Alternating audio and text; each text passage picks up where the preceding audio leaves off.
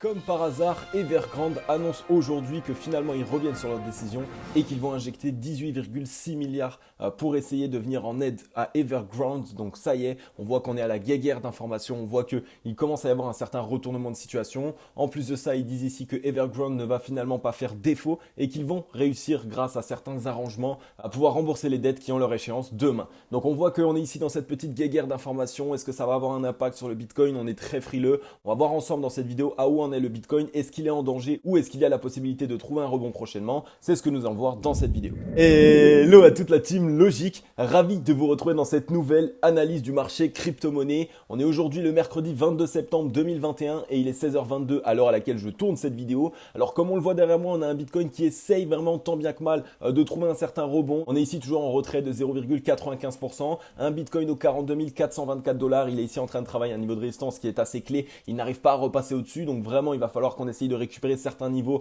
mais c'est ce que nous allons voir sur les graphiques. Évidemment, la majorité du top 30 ici est en correction aujourd'hui, on a des petites corrections, donc pour l'instant on n'est pas sur une cascade de liquidité baissière, mais si le Bitcoin ne se reprend pas très vite, je pense que les conséquences seront bien plus dramatiques sur les altcoins, mais sur le Bitcoin aussi. On voit un Ethereum avec moins 2,27%, on a moins 3,89% ici de la part de Uniswap, moins 2,28% de la part de Chainlink. En bref, la majorité des altcoins sont simplement ici dans l'attente de voir ce que le Bitcoin réalise, soit il réussit à repartir et donc de cette manière à ramener le marché crypto-monnaie dans sa globalité avec lui, soit malheureusement on a des mauvaises news, on lâche des niveaux qui sont clés et de cette manière on risque de corriger plus fortement. Les amis, je tenais à vous préciser que le troisième programme de formation sur mesure arrive d'ici quelques jours maintenant. Donc il ne vous reste plus que 2 ou 3 jours maximum pour pouvoir profiter des 50% de réduction sur le programme Les Chandeliers Japonais. Donc vraiment n'hésitez pas à sauter sur l'occasion. Les Chandeliers Japonais, vous le savez, c'est l'une des dispositions graphiques les plus utilisées et les plus utiles sur le marché des crypto-monnaies. Vous allez pouvoir apprendre à lire un graphique avec cet outil. Je vous transmets entièrement mes connaissances et ma manière d'utiliser les chandeliers japonais. Et pour toutes les personnes qui, elles, veulent un vrai plan d'action d'investissement, qui veulent apprendre à utiliser les indicateurs phares du marché crypto-monnaie, il reste toujours les 3 fantastiques à l'intérieur duquel je vous transmets entièrement mes connaissances sur les volumes, le ruban de MyMobile et le RSI qui sont vraiment les 3 indicateurs phares que j'utilise au quotidien dans mes analyses graphiques. Donc allez-y les amis, sautez sur l'occasion parce que malheureusement dans 2 ou 3 jours, les 50% de réduction sur les chandeliers japonais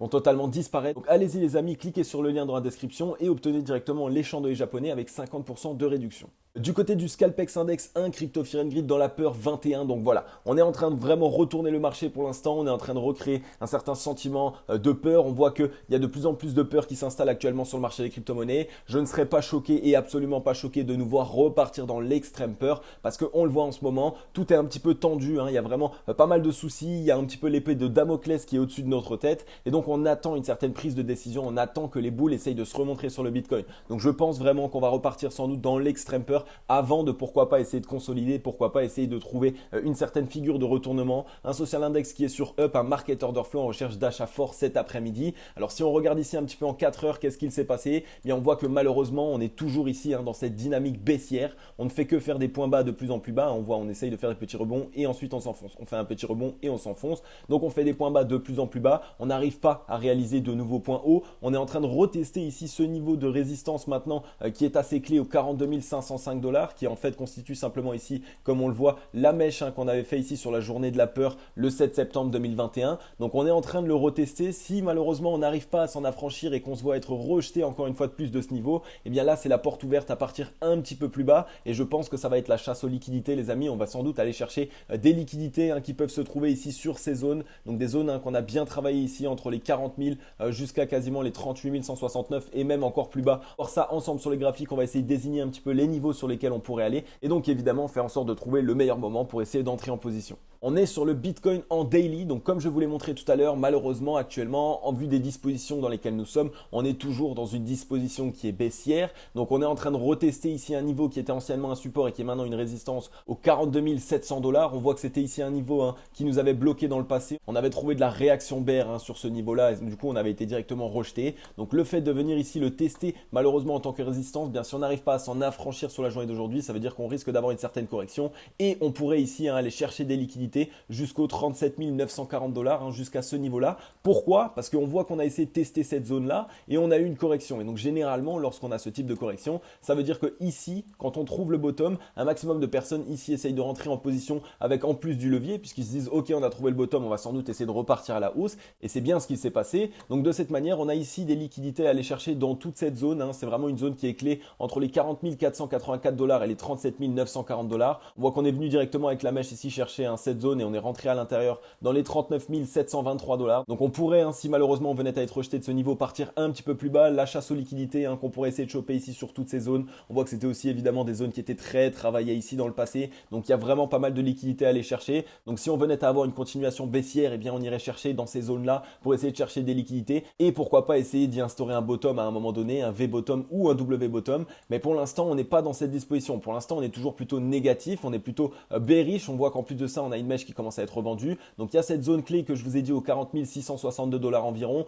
Il va vraiment falloir la surveiller. Si on est rejeté, eh bien ce sera vraiment ici une dynamique baissière et on va continuer la baisse. On voit qu'on a du gros volume bear, que pour l'instant, on n'a pas beaucoup de volume bull qui est en train d'être adossé. Donc pour l'instant, sur le Bitcoin, ce n'est pas le moment d'essayer d'acheter. On voit qu'on n'a aucune disposition qui nous montre qu'on a envie d'essayer de faire un certain bottom, qu'on a envie de faire une reprise haussière. Donc on va attendre de voir ce qu'il se passe. Dans tous les cas, on va avoir une certaine période de latéralisation à un moment donné pour essayer de calmer tout ça, pour essayer de comprendre à où en est le marché actuellement. On va regarder un petit peu sur le RSI. On voit qu'on a quitté ce niveau de support au 42,29. On pourrait, hein, pourquoi pas, avoir trouvé un petit rebond pour venir le tester en tant que résistance et là aussi malheureusement repartir à la baisse sur le RSI. Donc là, on n'est vraiment pas dans une belle disposition non plus sur le RSI. On a cassé des niveaux de support clés, on est sous résistance. Donc on pourrait essayer d'aller rechercher ici et faire l'extrême peur comme on le voit sur le Crypto Fear and Greed. Rechercher ici la zone des 30 de RSI qui est une zone qui généralement peut servir de support ou au moins de support local. Donc ça pourrait vraiment être ce qui se passerait ces prochains temps si on venait à essayer de faire une petite jambe baissière supplémentaire, si on venait à vouloir instaurer encore de la peur. Et ça pourrait nous permettre pourquoi pas d'avoir ici un petit double bottom et d'essayer de récupérer et de repartir à la hausse. Donc on va vraiment surveiller ce qu'il se passe. On voit que le Bitcoin n'est pas dans la meilleure des dispositions possibles.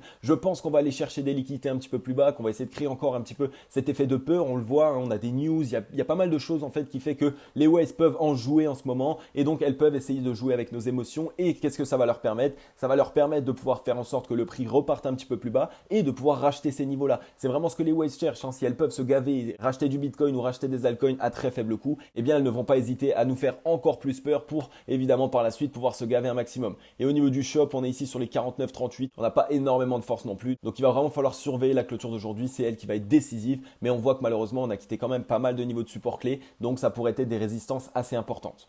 Et si jamais on voit qu'on arrive à casser ici cette zone, hein, comme je vous l'ai dit, de résistance aux 42 667 dollars environ, on aurait ici le MA89 période et la borne basse du range, hein, qu'on a cassé à la baisse ici sur le 20 septembre. Bah, on pourrait les retester ici en tant que résistance et par la suite, attention, il faudrait vraiment essayer de s'en affranchir. Donc ça, c'est un petit peu la zone pivot pour l'instant pour ma part, entre le MA89 période et la fameuse borne basse du range dans lequel nous étions aux 44 133 dollars. Si on arrive à s'affranchir de cette zone, alors là, c'est une bonne indication. On pourrait essayer de faire quelque chose. Par contre, si on voit qu'on vient à son contact et qu'à par la suite on est rejeté, alors là il va falloir faire attention. On pourrait ici aller chercher des liquidités un petit peu plus basses et essayer d'instaurer ici un certain double bottom. On est sur le Bitcoin perpétual futur, donc c'est un peu à cet endroit-là qu'on va trouver les meilleures indications parce qu'il y a le moins de bruit, c'est vraiment plus professionnel j'ai envie de dire, et il y a moins de bruit de cours. Alors qu'est-ce qu'il s'est exactement passé? On est venu ici chercher un niveau de support qui était ici simplement, on voit là, une borne haute, une zone de résistance, hein, qui nous avait vraiment bloqué lorsqu'on avait corrigé ici en mai 2021. Donc c'était une zone, hein, rappelez-vous qu'on revenait tester très souvent mais qu'on n'arrivait pas à franchir. Et c'était vraiment ici la zone clé, la zone pivot. Donc on est revenu la tester ici en tant que support. On va voir vraiment ce qu'il va se passer. On voit que par la suite, on est venu tester ici en tant que résistance simplement les mèches ici qu'on avait eu sur la journée du 20 et du 21 mai 2021. Donc c'est une zone ici de résistance qui est assez clé et qu'on était aussi allé retester ici sur le 7 septembre 2021. Donc si là on arrive à s'en affranchir et qu'on arrive à repasser au-dessus de ce niveau, ça peut être une bonne indication. On peut essayer de faire quelque chose avec une petite latéralisation, pourquoi pas un petit V-bottom et par la suite on repart. Par contre malheureusement, si on n'arrive pas à s'affranchir du coup de cette zone de résistance, là ça risque d'être plus problématique et on pourrait aller partir un petit peu plus bas pour aller chasser les liquidités. Donc vraiment on est un peu les fesses entre deux chaises, on voit qu'on n'a pas énormément de volume. Si on arrivait à s'affranchir ici de cette zone, on pourrait faire du coup ce qu'on appelle une ravalante de chandelier japonais et ça aussi ça pourrait être plutôt une bonne indication pour par la suite essayer de faire une certaine reprise. Donc il va vraiment falloir surveiller la clôture d'aujourd'hui, elle va être vraiment primordiale. On voit qu'on n'est pas venu chercher n'importe quelle zone, on est ici dans une zone qui est stratégique, hein. C'est une zone qui avait été retestée dans le passé, une zone dans laquelle laquelle on avait déjà essayé de créer de la peur, une zone dans laquelle les whales aiment se trouver. Donc on est vraiment ici sur leur terrain de jeu, j'ai envie de dire. Donc il va falloir faire très attention, il va falloir surveiller la clôture. Cette zone de support au 40 563, elle aussi, il va falloir réussir à la tenir, puisque si on la franchit à la baisse, on va chasser des liquidités un petit peu plus basses, c'est sûr et certain. On voit qu'on aurait ici un niveau de support au 38 176 dollars, jusqu'au ici, pourquoi pas, les 37 482 qui pourraient être des zones que les whales pourraient aller chercher. Donc on va se les mettre ensemble pour qu'on voit dans le futur si on pourrait aller les chercher. Donc voilà, c'est des zones sur lesquelles on pourrait essayer de travailler, on pourrait essayer d'aller chercher quelques liquidités sur ces zones. Du côté du crypto total, là aussi, on n'est pas venu chercher n'importe quelle zone. On est dans un niveau de support qui est clé, ici au 1792 milliards jusqu'au 1741 milliards. On voit qu'on est en train de casser ici ce niveau de résistance au 1872 milliards, donc c'est plutôt une bonne indication. Par contre, attention, on a toujours ici cette zone de résistance au 1998 milliards, qui sont presque les 2000 milliards, qui est vraiment cette zone psychologique, cette zone qu'il faut essayer de récupérer un maximum. Donc si ce soir, on arrive bien à clôturer ici en faisant cette petite ravalante, ça peut être une bonne indication, ça pourrait permettre de souffler un petit peu et donc d'avoir cette petite période de latéralisation, mais il va vraiment falloir surveiller la clôture. Pour l'instant, on a bien ravalé la mèche, c'est plutôt une bonne indication, donc il va vraiment falloir surveiller ce qui va se passer sur la clôture. On est ici en train de rattraper le MA89 période, là aussi c'est plutôt une bonne indication. Attention évidemment à ne pas être revendu sur ce soir et donc à clôturer simplement au contact de le MA89 parce que là ce serait la porte ouverte à partir un petit peu plus bas, et sinon on voit que par la suite, voilà, on a le ruban de Mobile au-dessus qui jouerait un niveau de résistance assez important. Donc dans tous les cas, si on vient à son contact, il y aurait toujours cet effet de réaction qui nous ferait corriger, donc nous ferait faire simplement une deuxième jambe baissière, et par la suite on pourrait essayer d'implanter un petit double bottom, mais ce ne sont pas exactement les indications qu'on a actuellement sur le Bitcoin. Donc on va vraiment surveiller la clôture, c'est elle qui va être décisive. Et au niveau du RSI, voilà, on est parti ici sur les 35,13, on voit que c'est un petit peu au milieu de nulle part, donc c'est pas forcément la meilleure des indications possibles. Est-ce qu'on a des niveaux de résistance au-dessus de la tête? On voit qu'on aurait ici pourquoi pas un niveau de résistance au 42,83 qui pourrait être une zone de résistance assez clé sur le RSI et qui pourrait donc nous permettre simplement malheureusement de revenir le tester en tant que résistance et par la suite être directement rejeté pour essayer cette fois-ci là d'implanter soit un double bottom, soit pourquoi pas une petite période de latéralisation et essayer de relancer quelque chose. Mais pour l'instant, de la manière dont nous sommes construits, nous sommes toujours ici dans une dynamique baissière. Et on va voir au niveau du shop, et là au niveau du shop, on est au 59,22, on est vraiment bien rechargé. Donc il y a la possibilité de réaliser un certain mouvement prochainement. Comme d'habitude, il ne nous indique pas si on part à la hausse ou à la baisse. Ça peut être dans les deux cas. Donc attention, si on a une correction, elle pourrait être assez puissante, assez marquée. Par contre, évidemment, si ici on arrive à faire une petite ravalante et qu'on essaye d'aller s'affranchir de certains niveaux de résistance, eh bien ça pourrait nous permettre de le faire.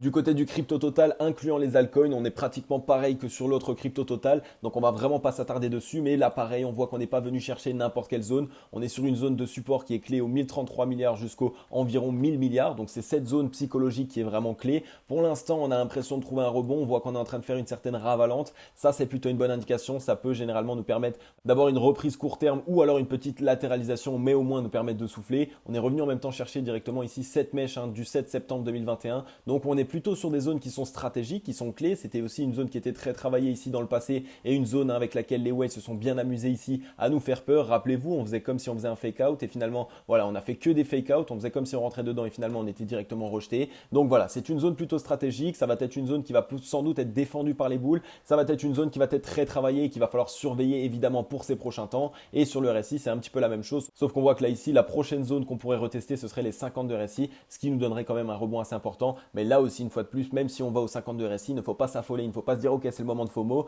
parce que généralement la 50 de RSI nous rejette une première fois et par la suite on essaye d'instaurer un double bottom pour essayer d'aller casser cette zone des 50 de RSI qui est une zone de résistance très importante. Donc voilà, du côté du crypto total des alts, il va falloir vraiment être prudent et surveiller absolument la clôture de ce soir pour voir qu'est-ce qu'elle peut nous indiquer. Et ensuite, on est sur Ethereum. Là aussi, sur Ethereum, malheureusement, on n'est pas dans la meilleure des indications possibles. On voit qu'on est revenu tester ici la borne basse du range aux 2950 $, qui était aussi simplement le niveau sur lequel nous étions allés ici, avec la mèche du 7 septembre 2021. Donc là, dès qu'on est venu à son contact, on s'est fait rejeter. Donc ça, c'est plutôt une mauvaise indication. C'est un niveau de résistance qui est assez important. Le fait de l'avoir retesté, si on voit qu'on est rejeté, si on voit qu'en plus de ça, les bears se montrent de plus en plus et commencent à revendre un maximum de la mèche, et bien malheureusement, de cette manière, ça risque d'être ici une correction un petit peu plus marquée. On est venu chercher ici un niveau de support aux 2748 $. Il va vraiment falloir le surveiller là aussi. Si on vient quitter cette zone, eh bien on va aller chercher des liquidités un petit peu plus basses. Alors où est-ce qu'on pourrait aller chercher de la liquidité sur Ethereum? Eh bien on voit qu'on aurait ici cette zone jusqu'à ici chercher, pourquoi pas. On voit que c'est une belle zone ici aux 2585 $. Donc toute cette zone ici, ça pourrait être une zone où on pourrait aller chercher de la liquidité, où on pourrait essayer d'aller créer de la frayeur et surtout essayer de faire clôturer un maximum de positions à levier, puisque vous le savez, hein, quand on a eu ici ce bottom qui s'est mis en place, eh bien il y a eu la possibilité de rentrer pas mal avec du levier, on l'a vu ici sur ces quasiment 10 semaines de hausse consécutive. Donc vraiment ici on voit qu'on était parti bien trop fort, bien trop rapidement. Maintenant qu'on a une correction, je pense qu'on va aller simplement ici à la chasse aux liquidités, on va essayer de faire fermer un petit peu toutes les positions levier qui étaient ici, rétablir un petit peu la neutralité, et là pourquoi pas essayer d'instaurer un certain V-bottom, pourquoi pas une petite latéralisation pour avoir un petit double bottom, et par la suite essayer vraiment de casser ce niveau, essayer de repartir et de réintégrer le range. Mais voilà, pour l'instant les indications sur Ethereum sont plutôt là aussi mauvaises, donc on va attendre de voir évidemment la clôture. On voit qu'on aurait la possibilité, pourquoi pas, d'essayer de faire une certaine ravalante si on voit que les boules sont bien présents. Il faudrait de toute façon casser ce niveau de résistance aux 2953 $. Par contre, si on continue de voir que la mèche se fait revendre par les bears et qu'on est simplement revenu tester ce niveau en tant que résistance, alors de cette manière, faites très attention, Ethereum pourrait partir un petit peu plus bas à la chasse aux liquidités. Et en plus de ça, on voit qu'on est revenu tester par la même occasion le MA89 période. Donc ça fait deux zones de résistance clés, deux zones qui sont en train ici d'être validées par les bears, et donc c'est plutôt une mauvaise indication pour cet actif. Ensuite, on est du côté de Twitter et on a la Chine qui retourne déjà sa veste. Donc voilà, c'est déjà le moment où ils retournent leur veste. Vous voyez à quel point en ce moment, on a envie de créer du flou, on a envie d'essayer de faire peur à un maximum de personnes. La Chine qui avait dit qu'il n'aiderait absolument pas Evergrande pour les sortir de la misère, de la galère dans laquelle ils sont actuellement. Et finalement, si ils injectent 18,6 milliards dans Evergrande pour essayer de les sortir entre guillemets de la crise dans laquelle ils sont. Donc voilà, on va essayer vraiment de voir, de suivre l'actualité, d'essayer de comprendre quelle réaction est-ce qu'il va y avoir du gouvernement chinois. Pour l'instant, 18,6 milliards, ça paraît beaucoup, mais c'est pas grand-chose par rapport à la dette qu'ils ont accumulée. Mais c'est vrai que le fait que ici la Chine vienne les aider, ça leur permet ici de ne pas faire défaut du coup sur le bilan de demain. Ils vont pouvoir, grâce à des accords, rembourser les dettes qu'ils avaient et qui ont comme échéance la journée de demain. Donc on va voir un petit peu comment est-ce que ça va se passer. De toute façon, il faut savoir que les échéances arrivent de plus en plus et il y a de plus en plus à rembourser. Donc il va vraiment falloir que la Chine se bouge les fesses et essaye de les sortir un maximum. Alors vous le savez, c'est le fait d'actualité primordial aujourd'hui autour duquel tout le monde parle, donc je vais essayer un maximum de mettre mon nez, fourrer mon nez dans cette affaire et de vous présenter évidemment toutes les news qu'il va pouvoir y avoir à ce sujet. Donc ne vous inquiétez pas, je vais vraiment essayer de vous informer un maximum. Et ensuite, on a Grégory Raymond qui nous dit ici que les regards se tournent aujourd'hui vers la Fed qui tient sa réunion mensuelle à 20h et dont on attend des indices sur le calendrier du tapering. Donc qu'est-ce que le tapering? C'est simplement la réduction de ses achats d'actifs sur les marchés. La réaction du marché se fera en fonction de sa date de début. Donc là aussi, il y a encore une décision qui va être prise assez primordiale ce soir. Donc on est sur une journée très indécise, on est sur une journée dans laquelle on ne sait pas exactement dans quelle direction est-ce qu'on va partir. Pas mal de choses se jouent aujourd'hui. Pour l'instant, la Chine a aidé, a fait un petit plan de relance pour Evergrande. On va voir si la Fed part dans la même direction et se dit aussi que voilà, on va refaire marcher la planche à billets et ça y est, on se remet à réinjecter un maximum d'argent. Donc la décision ce soir de la Fed va être vraiment primordiale pour essayer de sauver un petit peu les marchés financiers, puisque dans la vidéo d'il y a 3 jours, je vous ai présenté les indices et je vous ai montré à quel point ils sont dans un mauvais état actuellement. Donc si la Fed fait remarcher la planche à billets, peut-être qu'il y a une possibilité d'essayer de sauver, mais vous le savez, dans tous les cas, à un moment donné, ça va péter. Alors peut-être que si la Fed se remet à faire marcher la planche à billets, alors il va peut-être y avoir une certaine possibilité de sauver les indices, il va peut-être y avoir une certaine possibilité du coup pour le marché des crypto-monnaies de trouver un certain rebond. Mais attention quand même, on le sait maintenant du coup, qu'on a vraiment cette épée de Damoclès au-dessus de la tête. Donc ce soir à 20h, on va avoir la décision de la Fed. Faites en sorte d'être branché et d'avoir la décision qui va être prise ce soir. Ok les amis, j'en ai fini avec cette vidéo. Comme d'habitude, j'espère qu'elle vous aura plu un maximum. Waouh! Alors vous l'avez vu les amis et je le vois dans les commentaires, en fait vous êtes tous en train de vous dire que je suis ultra négatif. Il y en a beaucoup qui me disent waouh, j'étais abonné à ta chaîne cryptologique pour ton enthousiasme, mais voilà en ce moment t'es plutôt négatif, qu'est-ce qui se passe, etc. Les amis, vous le savez, moi ce que je fais actuellement c'est que j'analyse les graphiques, j'analyse la tendance du marché crypto-monnaie en général et je vous le présente. Donc quand la tendance n'est pas bonne, quand les indications et les graphiques ne présentent pas de bonnes nouvelles, bien malheureusement les amis je ne vais pas vous donner de bonnes nouvelles. À moins que vous vouliez que je vous mente, et là il faudra me le dire dans ce cas-là, et je le ferai pas parce que je ne suis pas comme ça. Si vous voulez que je vous mente, les amis, eh bien vous n'êtes pas sur la bonne chaîne. Moi, je veux vous donner vraiment ce qu'il se passe sur le marché des crypto-monnaies, que ça soit la tendance qui se dessine sur le Bitcoin, sur les altcoins. Je veux vous présenter tout ce qui se passe réellement sur le marché des crypto-monnaies, mais je ne veux pas vous dire que ça va monter alors que ça va descendre. Si là, on n'est pas dans de bonnes dispositions, eh bien les amis, je vais vous présenter des analyses qui vont être normalement bearish puisque c'est ce que présente actuellement le graphique. Donc voilà, je sais que c'est un petit peu embarrassant, embêtant pour tout le monde. Moi aussi, vous le savez, je suis toujours très enthousiaste pour le long terme du marché crypto-monnaie. crypto-monnaies, le fondamental du Bitcoin, le fondamental de la majorité des altcoins qui ont des bons projets derrière ne cessait d'augmenter, ne cessait d'être meilleur de jour en jour. Là, on a eu affaire ici à une certaine polémique et malheureusement, ça a tapé sur le marché des crypto-monnaies par la même occasion. Ça tape un petit peu sur tout. On voit qu'il y a vraiment des tensions, que ce soit des tensions politiques, des tensions économiques, des tensions militaires. Il y a vraiment des tensions en ce moment dans tout, dans l'air en fait, directement avec le Covid, etc. Il y a des tensions dans tout. Et donc, qu'est-ce qu'il faut faire dans ces moments-là? On prend du recul, on analyse les graphiques et on attend d'avoir de réelles indications de retournement. Pour l'instant, on ne les a pas, mais quand on les aura, vous le savez les amis, je serai le premier à vous les présenter et je serai le premier à vous remettre en avant des projets dans lesquels il faut absolument investir. Donc pour l'instant, on est ici dans l'attente, on attend de voir ce qu'il se passe. Il y a la Fed qui parle ce soir, on a la Chine qui réinjecte un petit peu d'argent dans Evergrande pour essayer de les aider à sortir la tête de l'eau. On va voir un petit peu les clôtures ce soir aussi sur le Bitcoin. Donc voilà, pas mal de choses à attendre, vous le savez, mais les indications vont être données demain, après-demain, et de toute façon, au fur et à mesure, plus on va avancer, on va toujours avoir de nouvelles indications. C'est comme ça que fonctionne le marché des crypto-monnaies. Accrochez votre cœur parce que oui, c'est vrai que ça fait battre la chamade, mais ne vous inquiétez pas, ça va repartir d'ici peu. En tout cas, les amis, comme d'habitude, n'hésitez pas à me faire super plaisir avec un petit like et un gros commentaire. N'hésitez pas à me dire ce que vous pensez en ce moment de ce qu'il se passe. N'hésitez pas à me parler d'informations peut-être que vous avez lues ou vues quelque part. Ça peut me permettre moi aussi de les présenter dans les actualités des journées prochaines. Et si toi qui regardes cette vidéo, si tu n'es pas encore abonné mon ami, je t'invite à prendre 3 petites secondes à cliquer sur le petit bouton s'abonner et tu vas rejoindre la grande team Logique. On est quasiment 10 000 abonnés. Ça me ferait super plaisir qu'on atteigne les 10 000 abonnés prochainement. Donc voilà, en tout cas les amis, comme d'habitude, je vais vous souhaiter à tous et à toutes une agréable journée ou une agréable soirée. C'était Crypto Logique. Ciao, bye bye.